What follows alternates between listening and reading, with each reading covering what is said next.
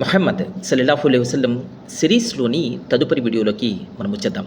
మొహమ్మద్ దేవుని అంతిమ ప్రవక్త మరియు ప్రపంచ మానవాళి కోసం కరుణీమూర్తి ఆయన.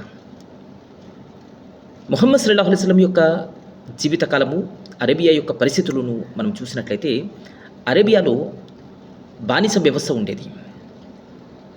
మనుషులను పశువుల మాదిరిగా కొని వారి చేత పశువుల కంటే హీనంగా పనులు చేయించుకునేవారు.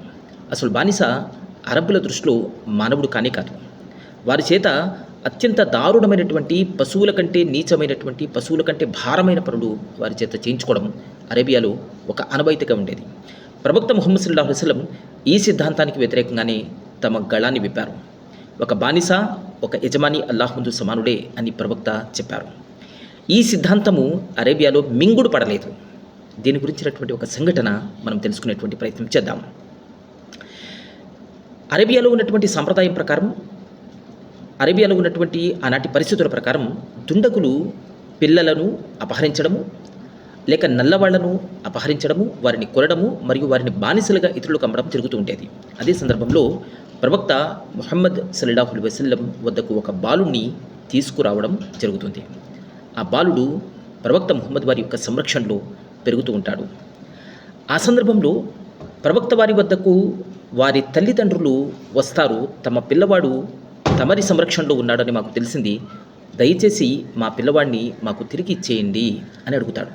దానికి ప్రవక్త ముహమ్మద్ సల్లల్లాహు అలైహి వసల్లం అంటారు, నాకు ఎలాంటి అభ్యంతరము లేదు, పిల్లవాడు మీతో వస్తాను అంటే తప్పనిసరిగా మీరు తీసుకువెళ్ళండి, కానీ పిల్లవాడిని బలవంతం చేయకండి అని చెప్పి అంటారు.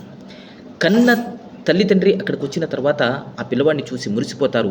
ఆ పిల్లవాడిని ఆలింగనం చేసుకుంటూ అడుగుతారు, బాబు మాతో పాటు వచ్చేసావా, నేను నీ తండ్రిని అని చెప్పి అంటారు. ఆ పిల్లవాడు ఆ తండ్రిని గుర్తుపడతాడు కూడా. కానీ దైవ ప్రవక్త ముహమ్మద్ సల్లల్లాహు అలైహి వసల్లంని ఆలింగనం చేసుకుని ఆ పిల్లవాడు గుక్క పెట్టి ఏడుస్తూ అంటాడు, నేను ముహమ్మద్ దగ్గరే ఉంటాను, ఈయన నన్ను మీకంటే బాగా చూసుకుంటారు అని చెప్పి అంటూ ముహమ్మద్ ప్రవక్త దగ్గరే ఉండిపోవడానికి సిద్ధపడిపోతాడు.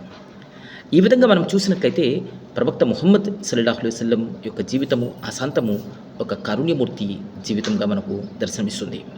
స్వయంగా దివ్య ఖురాన్ ఉంటుంది 3వ అధ్యాయం 159వ వాక్యంలో, ఓ ప్రవక్త ముహమ్మద్ సల్లల్లాహు అలైహి వసల్లం, నీవు అల్లాహ్ దే వల్లే ప్రజల పట్ల మృదు స్వభావుడు అయ్యావు. ఒకవేళ నీవు